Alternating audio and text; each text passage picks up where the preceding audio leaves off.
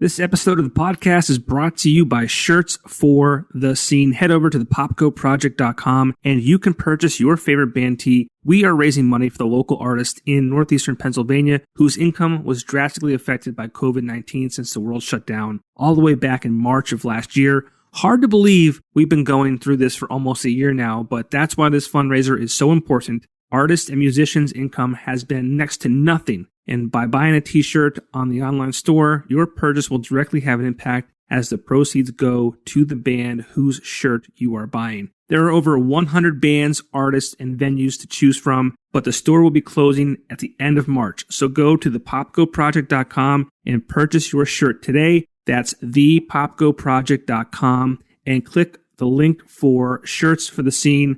And Shirts for the Scene is made possible by Axelrad Screen Printing in Wilkes-Barre, Pennsylvania. Visit them online at axelradarmy.com.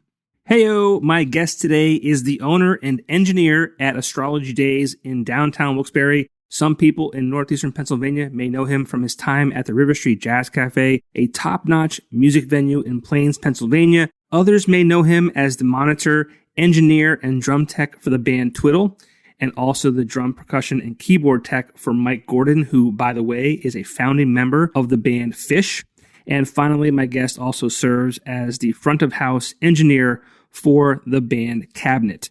We talk about his life the past year and what he's been doing with Astrology Days to keep himself busy, as well as provide a space to keep bands creative, as well as raising money for great causes.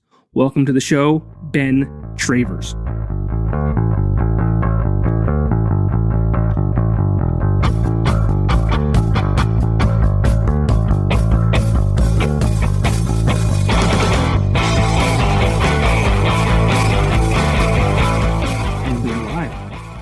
Welcome, Ben Travers. What's up? What's up, man? How are you? I'm tired today, man. I don't know what it is. I'm just like exhausted. I think it's the season change. It always does that for me. Like when we go from, winter to spring, summer, or vice versa. It's always that kind of transition where you're getting more light or getting more darkness. It's just like the body is like getting some sort of, acclimation. Yeah, hopefully as the days get longer and it's lighter, I'll get more energy. But I don't know. It was a good day. I mean, it's Monday. It's the start of the week. I'm not too tired. I'm tired, man. I don't know what it is, but whatever. We'll get through it. It's good to see you, man. Like I don't think we've ever had the pleasure to like formally meet. I know that our paths have had to have crossed during our time running around here in northeastern Pennsylvania. I feel like, and if I'm wrong, correct me, please, but you had a big hand in the sound for the River Street Jazz Cafe. Mm-hmm. Yeah. Okay. And I think that's where we met in passing when you had your time with the Weekender. And I think you might have come in like either weekly or monthly and checked in, especially during that time where, the paper was more than one page and there was, tons of venues and bars open throughout the week. And, we were open Wednesday through Sunday during that time. But yeah, I remember you stopping through. I started working there in 2005 as a dishwasher and then just worked my way up to general manager during the 5 years that I worked there. Oh, cool. So you were at that level too. Okay. Yeah. The first like 2 or 3 years or so, just kind of getting to know all the facets of the business. And at the same time, I was going to school for audio engineer, but more like studio concentrated. And then I started doing sound at the Jazz Cafe and kind of just fell more in love with the live aspect of it. And it kind of just worked out. Universe just kind of played, right. And just started doing sound there more. And then I took the opportunity to be the general manager.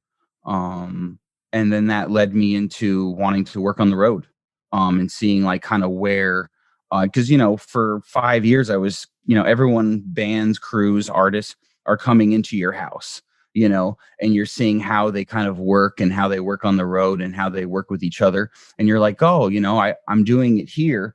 I want to see if I would be able to take this skill set on the road.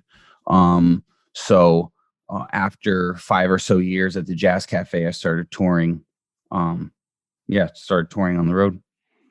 Very cool. And getting back to the Jazz Cafe, I mean, there was quite a bit of talent that rolled through that venue. Oh yeah, for years. I mean, everyone from Leon Russell to even bands that or artists who are kind of were no names then are huge now, like bands like Lotus or the Benvenuto Russo duo, which turned into like Joe Russo's Almost Dead, and they're like the biggest Grateful Dead tribute cover band, like in the world. Did you have members from Dispatch there? Yeah, definitely. Pete Francis, I think, played there a couple times. Yeah. Yeah, that's a great venue. That was a staple. And I don't know if it was still, prior to coronavirus, if it was still like, a great venue.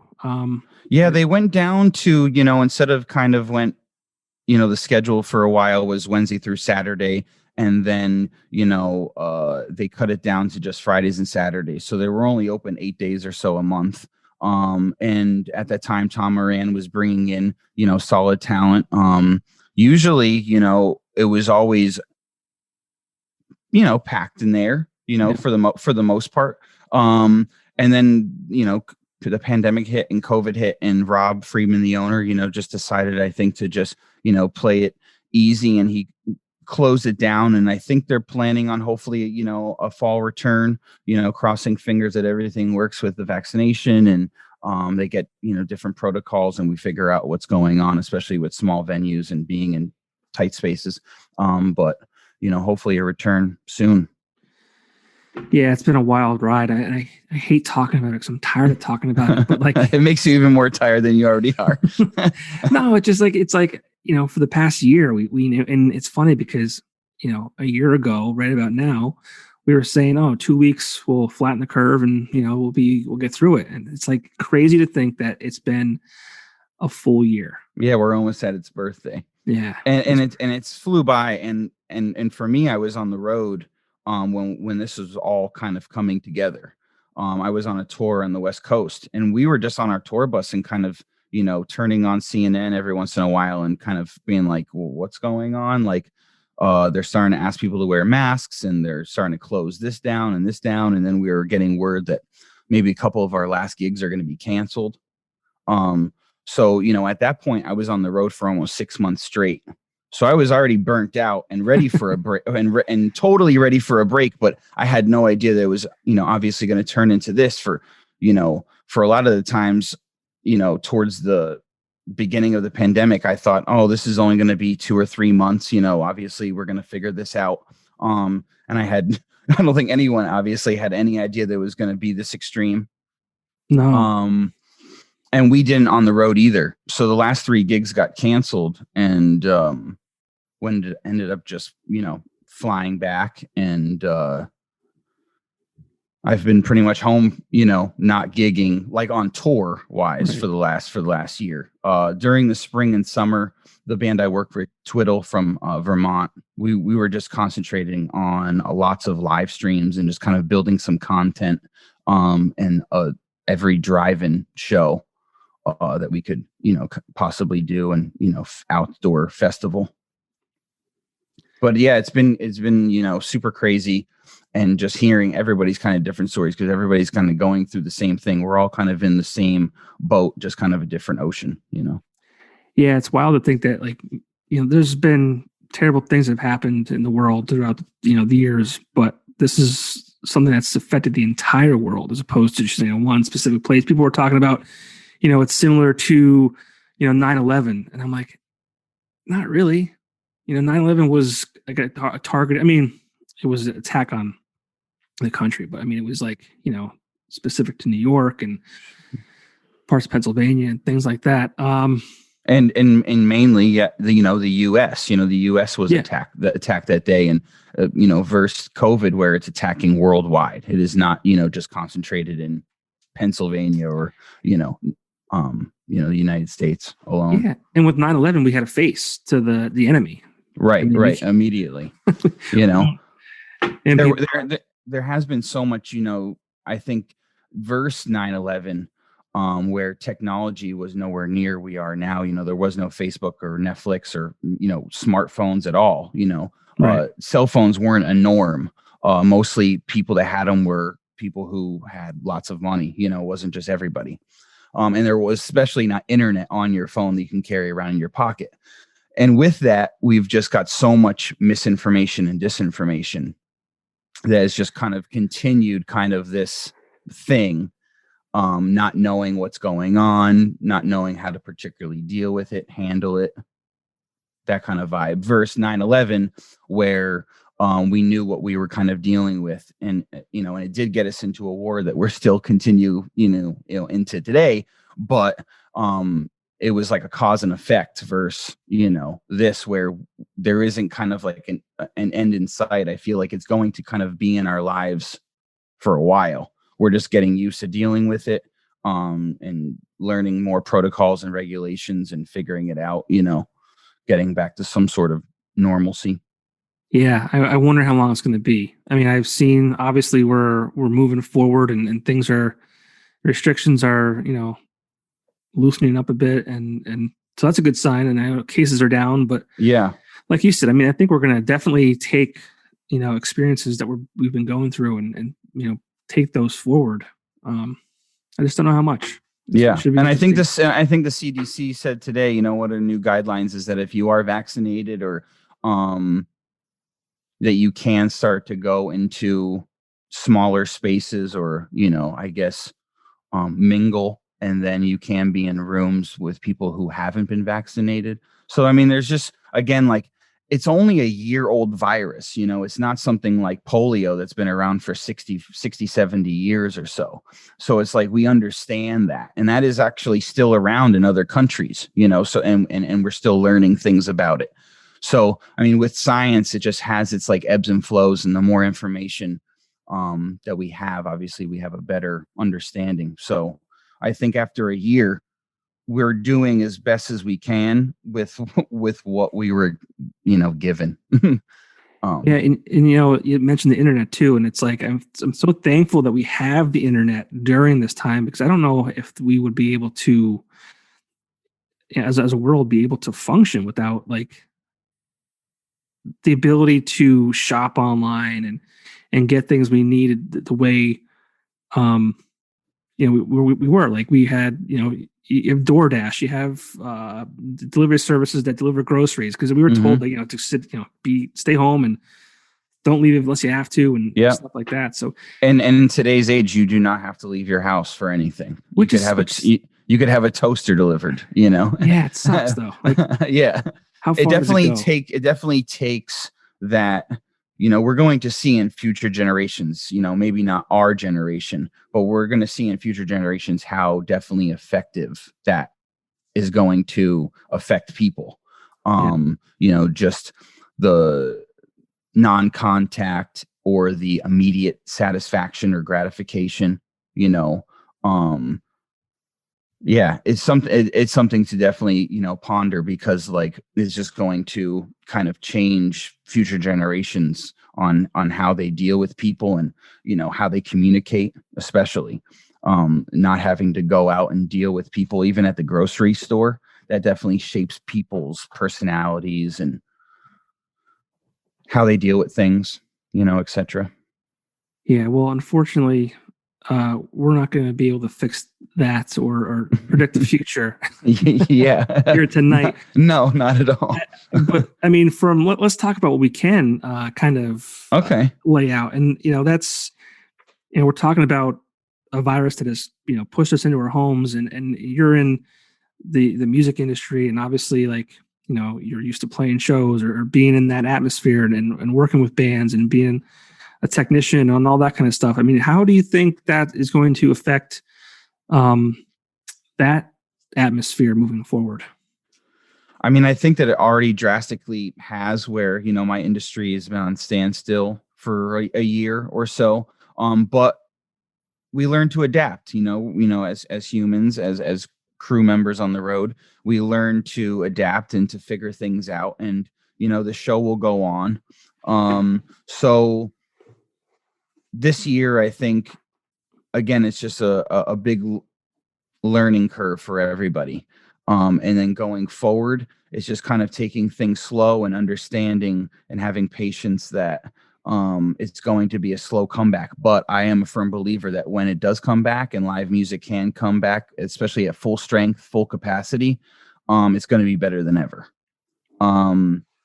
So it's just kind of like being ready for that. And there's just going to be tons of variables. A lot of bands are going to kind of like not come back just because of logistics. Some bands are going to age out. Some crew guys are going to age out. So it's going to be definitely like a weird next couple of years in the industry. But like I said, I think it's going to come back strong. I hope so. I mean, that's all I know is that kind of that world. Yeah. I mean, we are definitely resilient, and I think this is definitely just another kind of bump in the road, more for others than myself and or in the industry. But just trying to take a negative and turn it into a positive, and just be grateful, for what you do have, but also, looking forward and being like, okay, like we have some time to work on some things now that you might have not had a chance to, especially me, because being on the road all the time and only home for 2-3 weeks at a time, you don't get to really take care of some of the things you might want to accomplish. But looking forward, I definitely think that the music business will come back with a vengeance. Yeah, I hope so. But you mentioned you didn't have a lot of time prior, so now you had a full year, and I think you've taken advantage of it the best you could. And Ben, you are not you also are the owner and engineer at Astrology Days, Yes, in downtown Wilkes-Barre. So, what have you been up to the past year with that?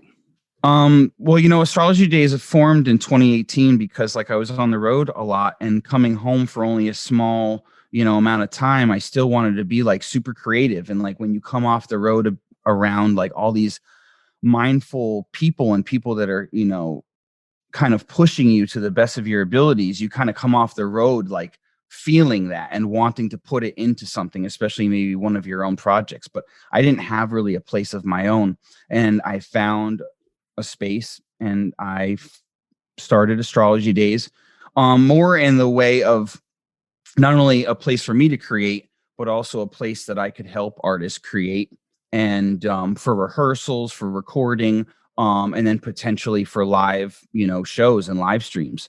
And in the last year, I've been able to take advantage of, kind of the live stream aspect and work out the kinks and have bands come over safely and record live as a live show, but then put out at a later date so I can edit stuff post and make it look pretty, and Facebook premiere it, at a later date. And what's been really cool is that the bands have been, behind the idea of, benefiting or, donating their time, but also benefiting a charity. So we have a donation link during the show, and folks that are watching it can donate to that said charity. And why do you think the bands do this? I mean, obviously they want to perform, right? But yeah, I mean, what's in it for them as far as doing these live streams and just to do them? I mean, it's definitely good to kind of keep up on your chops, and a lot of these bands don't have maybe a place to have said rehearsals and or get together and run some sets of music, maybe even prior to another gig that they might have. But really, like, this is a good content builder. This is a good time to get into a studio and to maybe do something different that you might not do at a regular show. Maybe try an acoustic version of a show. Maybe have some sit-ins. Maybe it's just maybe a different kind of vibe because it's more of in a studio versus a live venue. But I think, a lot of the times the bands want to come in and really just, play, especially in the last year where playing and time has been limited for them on stage. This is just another outlet for sure. Yeah, one thing I've noticed bands do is really kind of dive into the whole content creation, which, going back to what you said, they didn't have time to do that before. So now all they have is time. So a lot of them have taken advantage and, have done, setups in their homes and done live shows on social media that way. So I think it's great what you're offering these bands to have like a professional, atmosphere and area to do this, and obviously, also benefit a great cause. Thank you. I appreciate it. Yeah, I wanted to just, help artists create and, make them, feel like they can come in and play a set of music and there's not any, particular pressure on it, being that it's rushed or anything. They're going to come in, they're going to load in, they're going to hang, we're going to play a set. If anything really feels like out of place, or if they mess up on a song, or if something happened, like the drummer dropped the sticks or something like that, we could always go back to to that song again. But really it's, just for, building some content for them and working out some stuff, hopefully with the hopes that they're going to be playing live again and playing in front of, people. Yeah, hopefully. The live stream thing is cool, and I'm glad, technology wise we can do that, but there definitely is a separation, even from a crew guy's side, a tech side, being on stage, where we might not be feeding off of the crowd as much as the band, but we're definitely feeding off of what the band's feeling. Mm-hmm. So if the band's having a great time on stage, we know we're doing our job well and everything's working, hopefully, cross fingers, but the crowd's loving it, and then the band's loving it, and it's just kind of this reciprocal thing. You don't get that in a live stream. So there is this weird separation now where, I'm trying to make it where at Astrology Days, it's live in the sense, but you're not playing to particularly anyone. Hopefully with editing it post and taking that time and promoting it, then you're actually releasing it to people and they're going to be watching it and enjoying it, Yeah, a lot of bands have told me that it's actually more stressful playing to no one than it is to playing to people. Yeah, it's definitely an odd feeling, and I've played at live as well. I'm a drummer, but I could only imagine, staring just at a bunch of kind of cameras, and not feeling that energy come back. Yeah. Especially outdoors and outside, and hearing that roar of the crowd, when you walk on stage, you don't you don't get that on a computer screen. Do you think that bands will continue to do some form of that as, things open up and things get back to normal, just to continue to engage with their fans? Or do you think they're going to throw that away and be like, no, we're done. We did that when we had to, like, we want to be on the road and in front of fans, and that could, get lost? Yeah, that's a good question. I really do think it's going to be a mixture kind of forever. Yeah. I don't think live streams will ever go away, because it is like you've mentioned the content builder. It's a great way to create content and control that content, do what you want with that content, and also release it at a later date. Being that if you have some lulls in your schedule or some dead time where you're not touring and you want to make some quick money, you can drop some live streams and charge X amount of dollars and, whatever. But touring, I think, is what everybody in the music industry wants to get back to as soon as possible. And being in front of those crowds and performing in front of thousands of people, that's definitely our main goal. But I think in between touring and even maybe like while on the road, we might even stop at a spot that we're not playing in front of and do some sort of live stream and or taping, but not release it yet or something along those lines. I think in the beginning when this all started happening, I think some bands were kind of like, oh, wow, we can do these live streams, make money doing it, and not have to worry about travel, not have to worry about lodging, not have to worry about any of that stuff. And they jump on, a computer or, whatever it is, and they, charge for the stream. And I think initially that was like, yeah, this could work, and we could avoid a lot of the headaches. Sure. I don't think that lasted very long as far as that being a lucrative option for them. But yeah, I think also a part of it's just everyone's doing it, so like, you're on your Facebook or Instagram feed and you're scrolling and there's just like 400 bands are doing it. It's like, which one do you watch that night? Yeah. So I definitely think, again, like there's so much volume wise that things get spread a little thin, where some things can get missed or some things don't have as much oomph or power behind it as it really should. And then people are just trying to do different things now with their live streams, make them a little more interactive. With apps like Zoom and stuff, you can have an audience kind of behind you on a screen where you're seeing all their faces from their webcam. And they're seeing you, obviously, kind of like how the NBA is doing it with their audience and stuff like that. So there is going to be advancements, especially like the longer we have to deal with this to make it, not so sterile, because it really is. It gets to a point where it's like, okay, I'm just staring at a screen, but I really do miss like bumping up against some random people's dancing like in the pit. So hopefully those days, are coming sooner than later. Yeah, and you mentioned like just people being overloaded with content. I feel like that's with everything: movies, Netflix, music, podcasts. I think there's so much out there that you're never caught up. I mean, I don't know if you should be. That's the thing too. Is like, and there was always millions of books, right? And people could be reading them too. But I feel like things are more thrown in your face now, where the good stuff doesn't rise to the top so easily. Yeah. As like back in the day, there was just less kind of obviously content, less overload.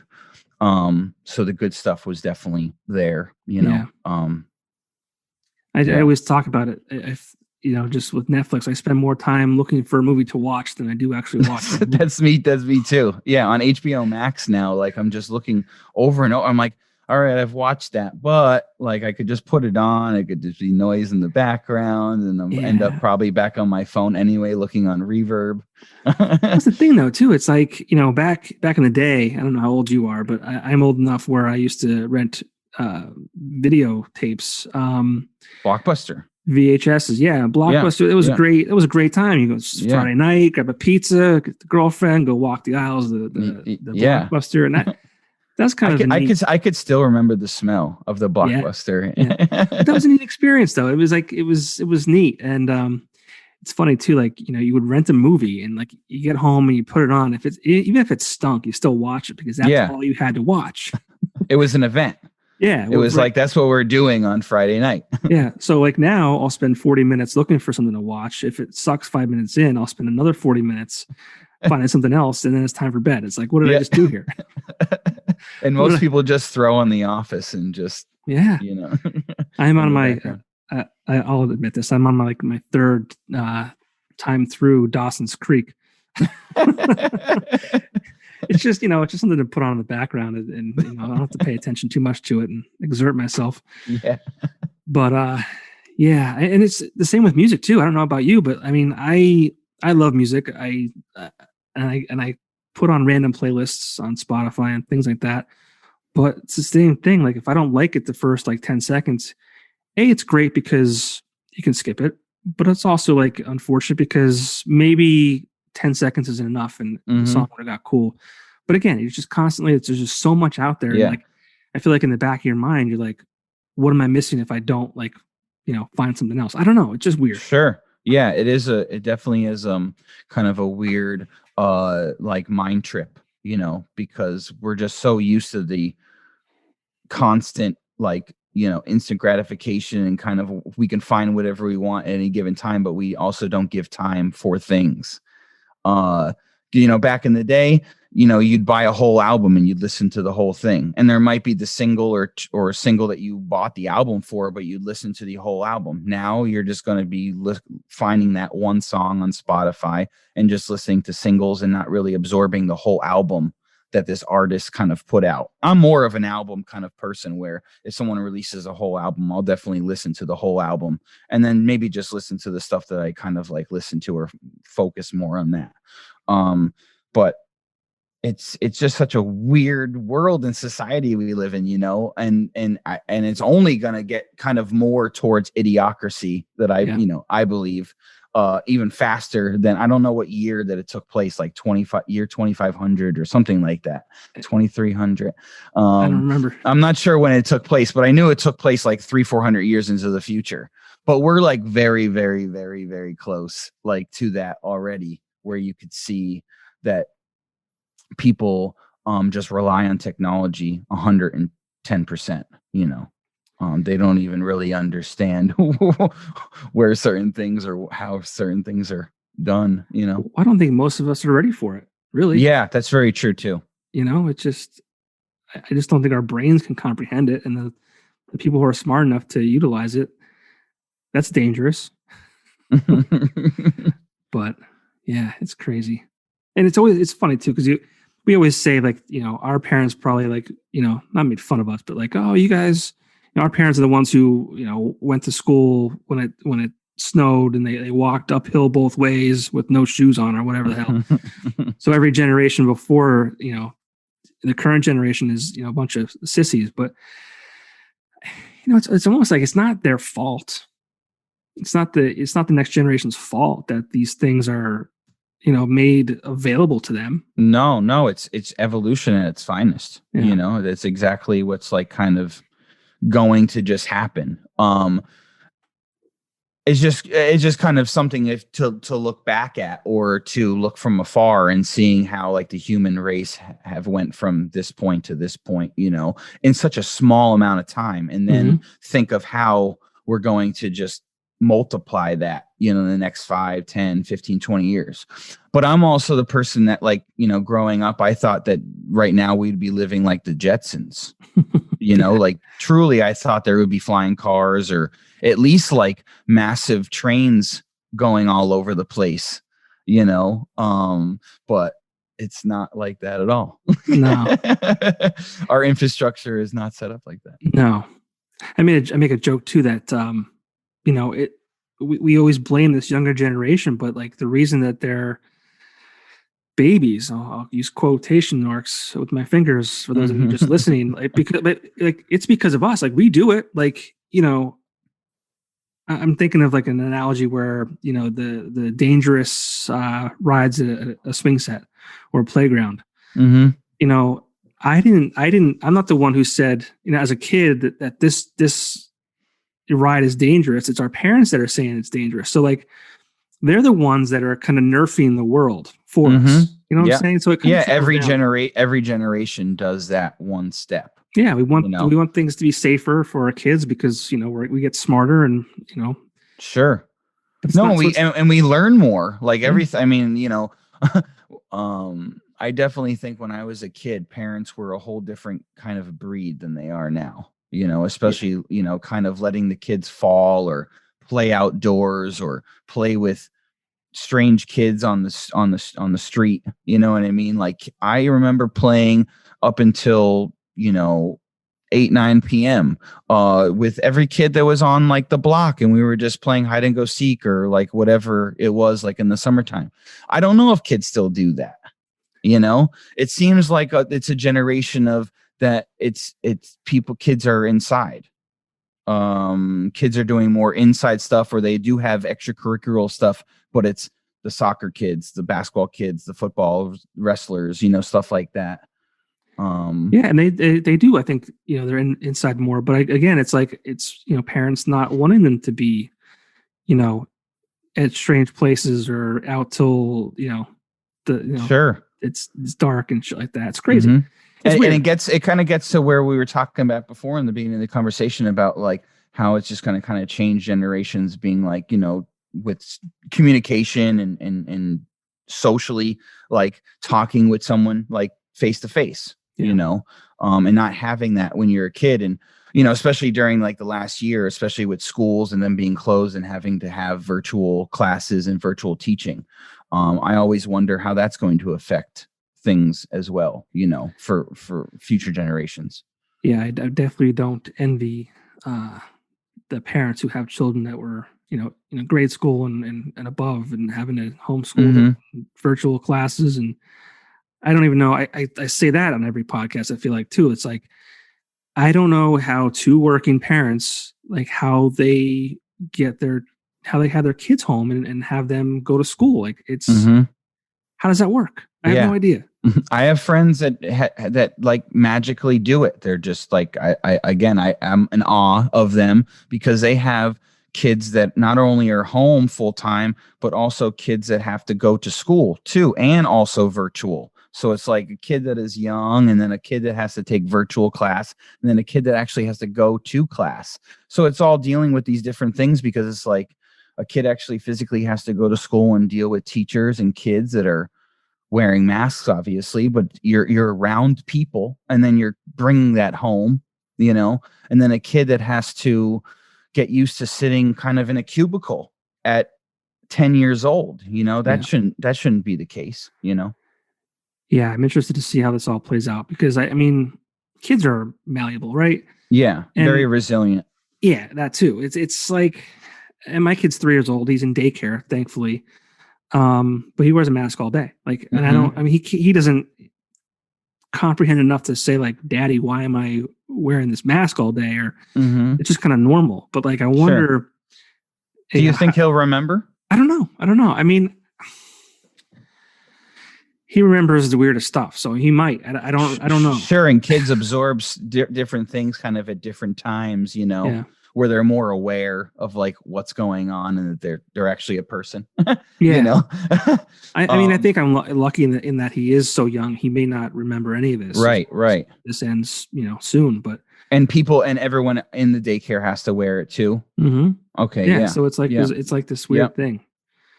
But maybe it's Because not you're weird because because everyone's doing it. I don't know. sure, and he sees maybe mommy and daddy having to wear it too, so Yep. there's still an understanding. But yeah, it's definitely kind of going to kind of change people's brains differently.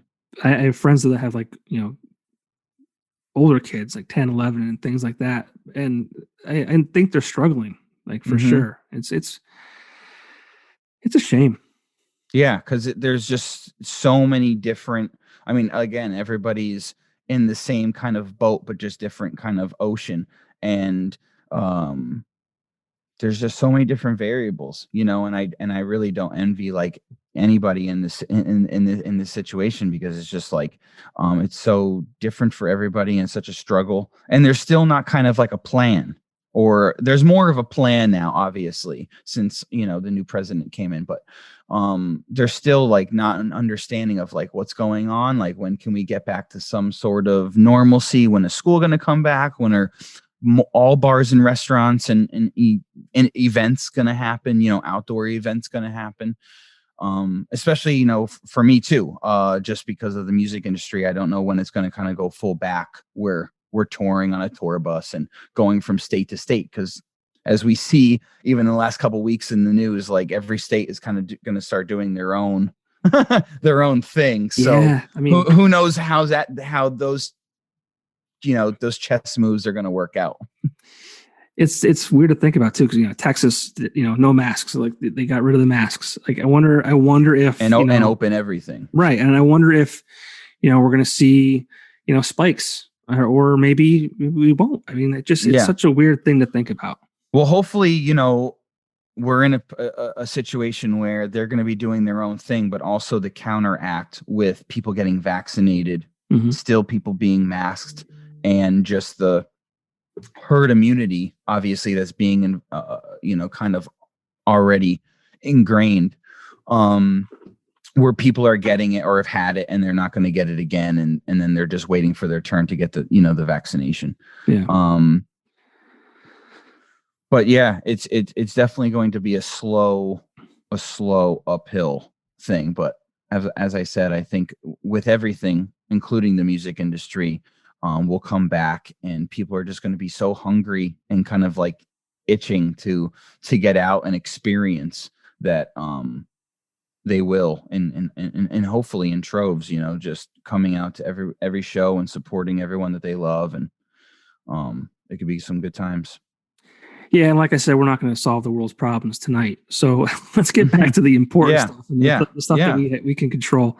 I like to get people's perspective on things, and No, I appreciate that. It's nice to be able to talk to people about And it. this is what we're going through, so these are the times, that's kind of like what I've talked with my friends. And I have my own podcast with Astrology Days as well, where we interview some artists and people who have come into the studio. And we always want to talk about music or what's really going on like with that person, but we also want to hear like what people have to say about politics and what's going on really in their life. And we're all, again, going through something very similar, versus maybe like 9/11, where not everyone was going through it, like we said before. Yeah, everyone is going through this, and everyone's going to come out of it. Yeah, we have to. Yeah. But, so with Astrology Days, what do you have coming up? I know you have some artists that you're going to be premiering shortly. Yeah. I have the Bethlehem band Ruby Deer. They're a side project from the Talking Heads tribute band called Start Making Sense. I had them in a couple weeks ago, and we'll be live premiering it, I think, next week. And then we also had the Jimi Hendrix tribute come in. That's the Dustin Douglas and the Electric Gentlemen. They do a Jimi Hendrix tribute. It's really amazing. They sound great. They're going to be donating the proceeds of that show to Blue Chip, cool. the local animal rescue. So that's really great, and that's obviously a cause that I'm super behind. And we also just filmed the other night the band The Tribe. I think they've come onto your podcast before. Yep. And there's one of my favorite bands, especially locally. And I wanted to get them in the studio for a while. And that should be released in about 3 weeks or so. I usually try to do one per week, but I'll record, a couple and then just release them in succession. Sure. So which one's next? The next one we'll be releasing is Ruby Deer. Okay. They're a band from Bethlehem. Yeah. Cool. They're really great. It's a trio. It's more like some indie folk kind of stuff. Gotcha. Yeah. And we were talking earlier. I think you mentioned you wanted to like start doing some shows. Yeah. I mean, out of Astrology Days, especially, hopefully in the near future, doing more like live streams. So it wouldn't be what I'm doing now with recording the stuff and putting it out at a later date. I would like to be having shows that are happening in real time. And then also in the near future, spring and summer, I'll be putting on some shows under Astrology Days Presents, some outdoor events. And I'll have some information for everybody definitely sooner than later. Awesome. Well, it's good stuff. I know everyone's kind of like hesitant to do things just because they don't want to. And we live in a world too that everyone's offended by something. So it's like if you try to do something, they're like, "How dare you do that?" It's people are dying and this, that, the other thing. But very true. Yeah, I mean, I think people are always cognizant of that. I mean, it's an issue, but people have to also kind of move forward and survive too. It's like it's such a and we just have to find a new way to like adapt and make it safe for everyone, that people do feel safe coming out to it. And those are all just new protocols and new regulations that we'll get used to, but with outdoor events, at least people will feel free to roam and, social distance, and not feel so, uptight with everybody in a small venue. I think that definitely has some time before that comes back, but I'm hoping to book some stuff outdoors, especially when the weather turns. Yeah, I mean, we had a great show at the Mohegan Sun Arena. I think it was July. Mm-hmm. I think that went really well as far as people keeping their distance from each other, and that was set up really well. And that was a drive-in or kind of both. Well, that was more of a local show. Okay. But then the drive-in stuff happened up in Dixon City with I know Steve Masterson from Stage West was putting those together. Yep. At the Circle Drive-in. So then those were, I think, I never made it to one, unfortunately, but they were great. I went up there for one. I did sound up there for the band Cabinet. Cool. We did, and no, it was a really. I mean, it's a cool vibe, but it's just something else to kind of get used to instead of seeing kind of people. You're just seeing like their cars, and Yeah. they're hanging outside of their cars, and it's just something, just a new vibe. But it was cool. Yeah, hopefully it's that's just a part of the process to get to where we need to go. Just, doing those things. We'll be able to enjoy ourselves and enjoy music and enjoy entertainment until we can get back to, we keep saying normal, but there never will be a normal. And really, what was normal before? True. It's all kind of in the eye of the beholder. Yeah. So, yeah. So I guess we'll see. I'm excited for these shows coming up because that's cool. Where exactly is the Astrology Days at? I know it's in downtown Wilkes-Barre, but downtown Wilkes-Barre. It's actually a part of an old church on Franklin Street. It's near the square. It's actually directly across the street from the Iron Temple that they're starting to raise money for and hopefully renovate to host shows and other kind of things. But this old church was the downtown arts center, and that had other artists alike and rehearsal spaces and recording studios in. And my space used to be the kitchen of that, and I renovated it and made it into Astrology Days. It's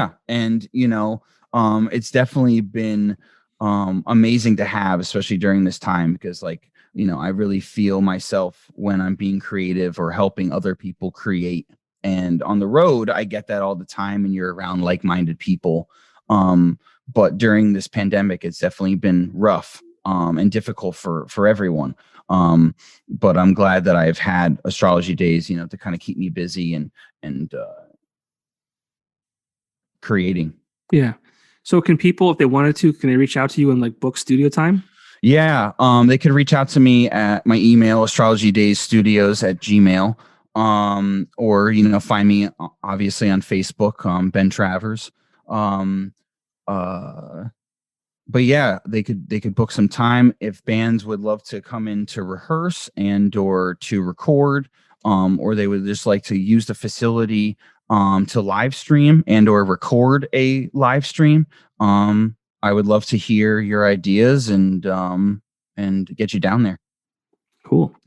Well, I'd love to stop by sometime for a tour. That'd be great. I've seen pictures. It looks cool. I mean, if you feel comfortable for the next show, I'd love to have you come down and hang out. Yeah.